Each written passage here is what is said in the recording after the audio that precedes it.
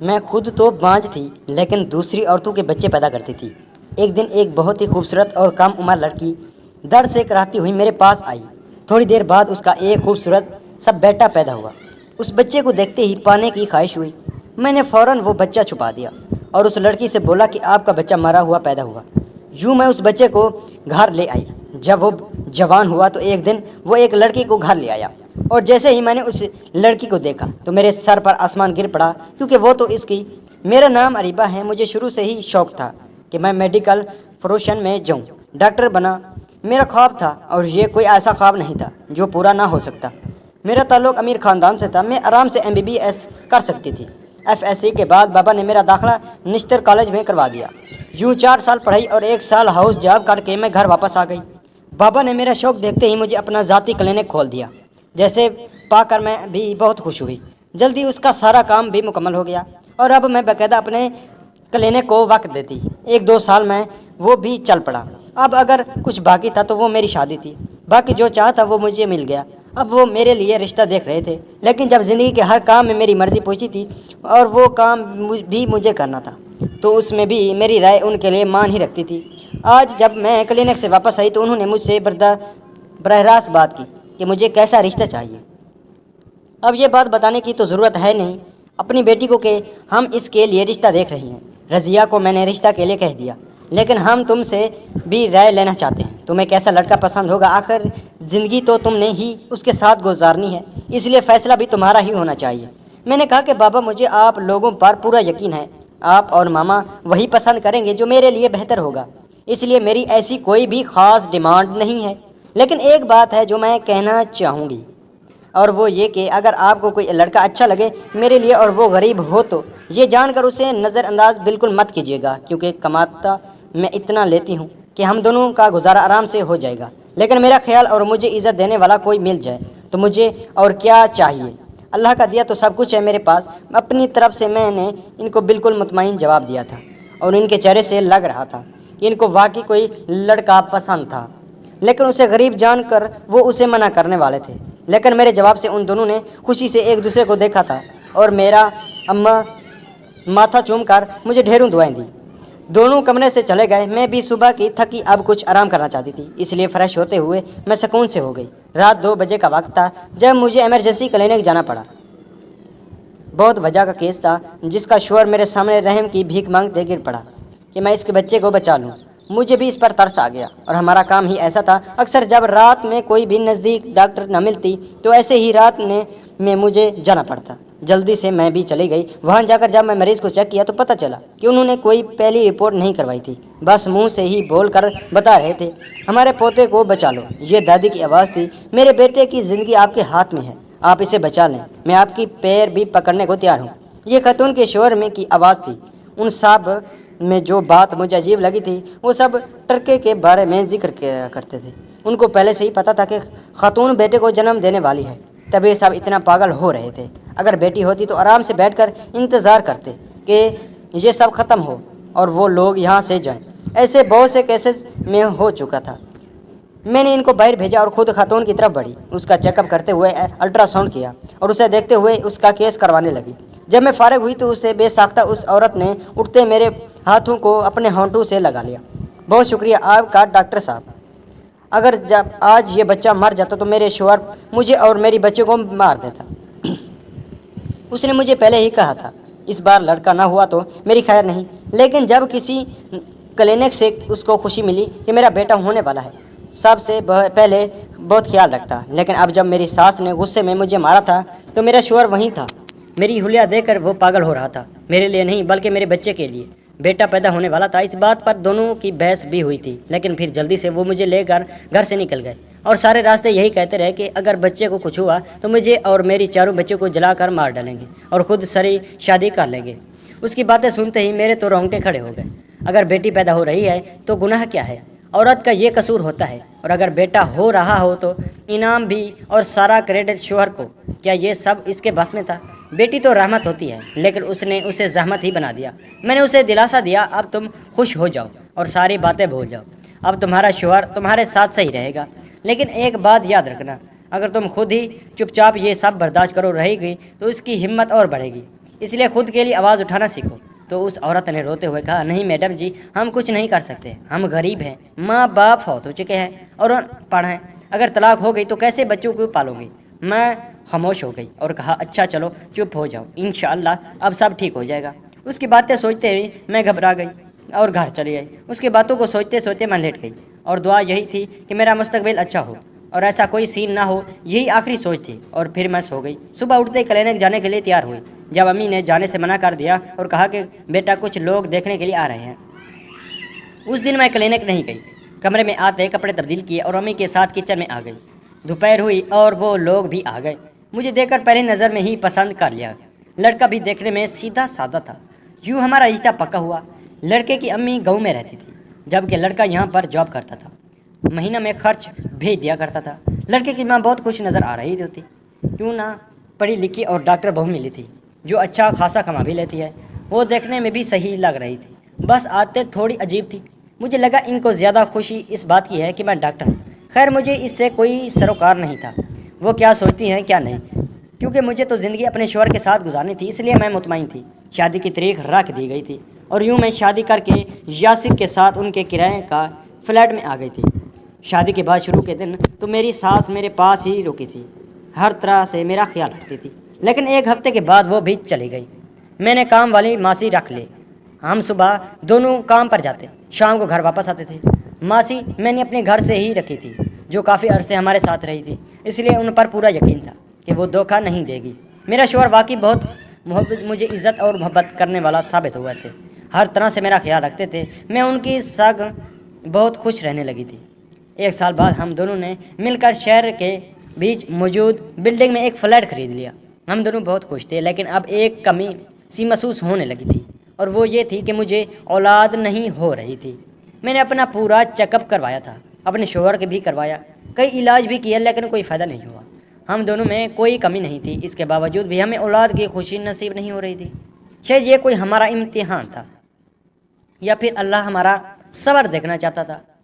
میرے شوہر کو اکثر کہتے تھے، ہم دونوں ایک دوسرے کے لیے کافی ہیں، اور اگر اللہ نے چاہا تو ہمیں بھی یہ خوشی ضرور نصیب ہوگی۔ تم یوں ہی بیکار میں پریشان ہونا چھوڑ دو۔ میں اور کیا کر سکتی تھی؟ میں نے بھی یہ سوچا کہ شوہر کی بات میں دم تو ہے، اس سے کچھ اور عرصہ ایسے گزار لیتے ہیں۔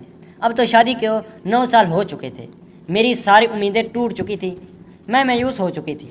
اب مجھے یقین تھا کہ ایسا کوئی معجزہ یا کوئی ترکیب کچھ نہیں ہونے والا۔ میں کوشش کرتی تھی کہ خوش رہوں، کیونکہ جب میں اداس ہوتی تو میرا شوہر کو بھی بالکل اچھا نہیں لگتا، اور کرتے بھی کیا، ہم دونوں ہی تو گھر میں رہتے تھے۔ بس اب سورج لیا تھا، اب سوچ لیا تھا کہ ایسا کچھ ہونے والا نہیں، کچھ اور ہی سوچنا پڑے گا۔ میرے شوہر نے مجھے بچہ ایڈوپٹ کرنے کا بھی مشورہ دیا، لیکن مجھے تب وہ مشورہ خاص پسند نہیں آیا۔ لیکن اب میرے دماغ میں یہ بات آئی تھی، اکثر لوگ میرے پاس بچہ ایوارد کروانا، بحمل کروانے کے لیے آتے تھے، لیکن میں ڈرتی تھی اور خوف بھی تھا کہ اگر میں کسی کا ابورشن کروں گی تو آگے کہیں میرے بچوں میں نقص نہ آ جائے۔ خدا نخواستہ اس لیے سب کو منع کر دیتی، لیکن اب میں سوچ رہی تھی کہ میں بچہ کرنے کے بجائے کسی کو جان کا خطرہ کہہ کر بچہ پیدا کروا کر خود لوں گی۔ یہ تو بات صحیح رہے گا، اسی سے مجھے بھی اولاد مل سکے گی، اور اس کو تو ویسے بھی لگاؤ نہیں، اس لیے تو بچہ گرانے آتی ہیں ایسی عورتیں، بس یہی صحیح ہے۔ پھر میں نے بہت کوشش کی کہ ایسا ہی ہو جائے، لیکن وہ سب لوگ اس وقت اتنے ڈرتے ہوئے کہ ان کا جواب ہوتا کہ ہمیں بس اس سے جان چھڑوانی ہے، یہی کہہ کر مجھے منع کر دیتے اور کہیں میں جا کر اپنا کام پورا کروانا۔ مجھے ایک بار پھر سے ناکامی کا سامنا کرنا پڑا، ساری کوشش بیکار گئی۔ اب تو بس میں جیسے پاگل ہو گئی تھی۔ اب میں خود غرض بنتی جا رہی تھی۔ انہیں دنوں میں ایک دن ایک کم عمر لڑکی در سے کراتی ہوئی میرے پاس آئی۔ اسے دیکھ کر مجھے کھٹکھٹا ہوا، بھلا اتنی چھوٹی لڑکی اور ماں بننے والی ہے۔ مجھے تو وہ شادی شدہ بھی نہیں لگی، کیونکہ وہ آئی ہی اکیلی اپنی ماں کے ساتھ تھی۔ خیر میں نے اپنے ذہن میں ایک منصوبہ تیار کر لیا، اب مجھے اس پر عمل کرنا تھا۔ مجھے پتہ تھا کہ میں غلط کرنے جا رہی ہوں، لیکن اور کرتی بھی تو کیا، میرے پاس اور کوئی دوسرا راستہ بھی نہیں بچا تھا۔ میں نے خود سے یہ وعدہ کیا کہ میں اس بچے کو دنیا کی ہر خوشی اور بہت سارا پیار دوں گی۔ پھر کچھ ہی دیر کے بعد اس نے خوبصورت سے بچے کو جنا، تو اس بچے کو دیکھتے ہی اس سے پانے کی خواہش اور بھی جاگی، تو فوراً میں نے بچہ چھپا دیا اور اس لڑکی کو بولی، تم نے مردہ بچہ جنم دیا۔ میری بات سن کر وہ بہت روئی، جبکہ اس کی ماں نے شکر کا کلمہ پڑھا تھا۔ ماں نے اسے کوئی فرق ہی نہیں پڑتا اس کے جینے یا مرنے سے۔ اس نے ماں کو سمجھایا کہ چہرہ ہی دیکھ لینے دو، لیکن وہ نہ مانی اور جیسے ہی میں دوسری طرف گئی وہ اپنی بیٹی کو لے کر وہاں سے فرار ہو گئی۔ یوں اس بچے کو میں اپنے گھر لے آئی۔ میرے شوہر نے جب مجھ سے پوچھا تو میں نے اسے بتایا کہ کوئی اپنا بچہ چھوڑ گئی، اس کا مطلب ہے اسے یہ نہیں چاہیے تھا۔ میرے شوہر نے مجھے کہا ہم پولیس کو بتا دیتے ہیں تاکہ کل کو اگر کوئی مسئلہ ہو تو ہم پر بات نہ آئے۔ تب میں بہت گھبرا گئی چونکہ میرے شوہر نے بھی نوٹ کیا تھا۔ اس نے مجھ سے پوچھا بھی تھا اگر ایسا ویسا کچھ ہے جو تم نے غلط کیا ہے تو مجھے بتا دو، لیکن میں نے اسے کچھ نہ بتایا اور کہا کہ اگر پولیس کو بتایا تو کیا پتہ اس لڑکی کی زندگی ہی برباد ہو جائے اور پھر کوئی اس سے شادی ہی نہ کرے، کیونکہ وہ غریب لڑکی تھی۔ شوہر خاص مطمئن تو نہیں تھا لیکن پھر اس نے کوئی سوال بھی نہیں کیا تھا، لیکن اب وہ مجھے عجیب نظر سے غور کر دیکھ رہا تھا۔ شاید اسے کوئی شک تھا لیکن مجھے اس وقت کسی چیز کی پرواہ نہیں تھی۔ میں بہت محبت سے اس کی پرورش کر رہی تھی، اس کو اچھے برے کی تمیز کا سبق دیتی وقت میرے دل کا چور مجھے ملامت کرتا کہ میں نے بہت غلط کیا، لیکن اگلے ہی پل اپنے بچے کو دیکھتے ہیں میں سب بھول جاتی۔ آہستہ آہستہ وہ بڑا ہوتا جا رہا تھا اور تب مجھے اندازہ ہوا کہ وہ بہت ہی نرم طبیعت اور مدد کرنے والا ہے۔ یہ تب کی بات ہے جب وہ تیسری جماعت میں تھا اور ایک دن کالے رنگ کی وجہ سے سب لڑکے اس بچے کو پریشان کر رہے تھے۔ نہ صرف اس نے ان سب کو سمجھایا بلکہ یہ بھی سمجھایا کہ کالے یا سفید سے کوئی فرق نہیں پڑتا، فرق آپ کے برتاؤ سے پڑتا ہے اور جو تم سب اس کے ساتھ کر رہے ہو۔ اس لیے میں یہی کہوں گا کہ تم سب کالے ہو، دل کے کالے اور یہ دل کا سفید ہے۔ تب نہ صرف ان بچوں نے اس لڑکے سے سوری کی بلکہ میرے بیٹے کی یہ بات نوٹ کرتے ہوئے مجھے بھی اسکول میں بلوا کر اس کی تعریف کی گئی تھی۔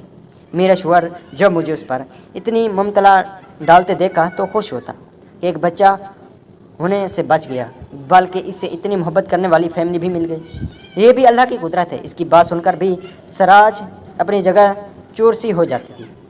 پھر جب میرا بیٹا 10 سال کا ہوا تب ایک کار ایکسیڈنٹ میں میرے شوہر مجھے اکیلا چھوڑ کر چلا گیا۔ غم بہت بڑا تھا لیکن اپنے بچے کے لیے برداشت نہیں کی۔ اب میرا واسطہ صرف سہارا میرا بچہ ہی تھا۔ میں اس کا ہر طرح سے خیال رکھتی۔ وہ کب جوان ہوا مجھے خبر ہی نہ ہوئی۔ میں اب بہت سی اداس رہنے لگی۔ مجھے اب میرا یہ گناہ اندر سے کھائے جا رہا تھا کہ میں نے کسی کی اولاد اس کا بیٹا چھین لیا، لیکن اب مجھے پچھتانے کے علاوہ کچھ بھی نہیں تھا۔ مجھ میں اتنی ہمت نہ تھی کہ اسے سچ بتا سکوں اور سچ بتائے بغیر شاید میری روح کو سکون نہ ملتا۔ میرے دل پر ایک بوجھ تھا لیکن ابھی شاید میری دعائیں قبول نہیں ہوئی تھی۔ ابھی تو اور کچھ بہت غلط ہونا تھا، وہ بھی صرف میری ایک غلطی کی وجہ سے۔ جب ایک دن اچانک وہ اپنے ساتھ ایک لڑکی کو بیاہ لایا، جو ہی میں نے اس لڑکی کو دیکھا ٹھگمٹ اٹھا تو میرے پیروں تلے سے زمین نکل گئی، کیونکہ یہ تو وہی عورت تھی جس کی کوکھ سے میں نے بچہ چرایا تھا اور اسے کہہ دیا تھا کہ وہ مر گیا ہے، لیکن یہ تو بہت جوان تھی۔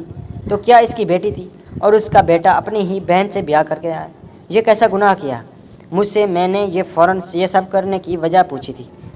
اس نے مجھے بتایا کہ اس کی ماں کو گھر والوں کے نے گھر نکال دیا، لڑکی کو بھی سب بدکار کہتے رہے، جبکہ یہ تو دیکھنے میں ہی معصوم لگتی تھی۔ مجھے بہت اپنی سی لگی اور اب اس سے شادی بھی کوئی نہیں کرتا، اسی لیے میں نے اسے اسی وقت سب کے سامنے نکاح کر لیا اور اس کی ماں کو بھی نہیں لے آیا۔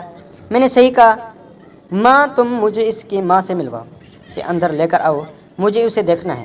مجھے اس طرح سے بات کرتے ہوئے دیکھ کر میرا بیٹا بھی حیران ہوا، لیکن پھر اس عورت کو اندر لے آیا اور جو میں سوچ رہی تھی سب سچ ہوا۔ یہ وہی عورت تھی جس کا بیٹا چرایا تھا۔ میں نے اس کے آگے ہاتھ جوڑ لیے، مجھے معاف کر دو، مجھ سے بہت بڑی غلطی ہو گئی۔ تمہیں شاید میں یاد نہیں ہوں لیکن مجھے تم یاد ہو۔ میں وہی ہوں جس نے اس دن تمہارا بچہ جنم دیا تھا اور کہا تھا کہ تمہارا بچہ مر گیا ہے، لیکن وہ مرا نہیں تھا۔ میں خود غرض ہو گئی تھی، لیکن اگر آج چپ رہی تو بہت بڑا گناہ ہو جائے گا جس کی شاید مجھے کبھی بھی معافی نہ مل سکے۔ بے بسی میرے چہرے پر بسی تھی، میں بہت پریشان تھی۔ اپنے گناہ پر یہ کام جائز نہیں ہے کیونکہ یہ تمہارا ہی بیٹا ہے اور تم اس کی ماں اور یہ اس کی بہن ہے۔ میں نے روتے ہوئے اس ساری حقیقت سامنے رکھ دی اور اب سزا سننے کے لیے منہ نیچے کیسے روز جا رہی تھی جب مجھے میرے بیٹے کی آواز آئی، آپ نے بہت غلط کیا ان کے ساتھ، میرے ساتھ، میری بہن کے ساتھ، لیکن ایک بات میں پھر بھی نہیں بھول سکتا کہ آپ میری ماں ہیں اور میں آپ کو اس لیے معاف نہیں کروں گا کہ آپ نے مجھے پالا اور اتنی آسائش بھری زندگی دی، بلکہ اس لیے معاف کروں گا کہ آپ نے ایک اور بڑا گناہ کرنے سے مجھے بچا لیا۔ میں آپ کو معاف کرتا ہوں۔ اپنے بیٹے کی بات سن کر میں شدید سے روئی۔ اس عورت نے بھی مجھے معاف کیا اور اس کا کہنا تھا اگر وہ ایک بار اپنے بچے کو دیکھ لیتی تو ایسا کبھی نہ ہوتا، لیکن تب اس کی بھی مجبوری تھی، نکاح تو ان کا بنتا ہے۔ اس لیے مولوی صاحب سے رابطہ کیا تو انہوں نے ہی مسئلہ بتایا۔ پھر اس نے اپنی دونوں ماؤں کو اور اپنی بہن کو اپنے ساتھ ہی رکھا تھا۔ آخری وقت میں وہ اپنی ماں کو اکیلا نہیں چھوڑ سکتا تھا۔ آپ کو کیا لگتا ہے کیا اس نے اپنی ماں کو معاف کرنے کا صحیح کیا تھا یا اسے اپنی ماں کو چھوڑ کر چلے جانا چاہیے تھا؟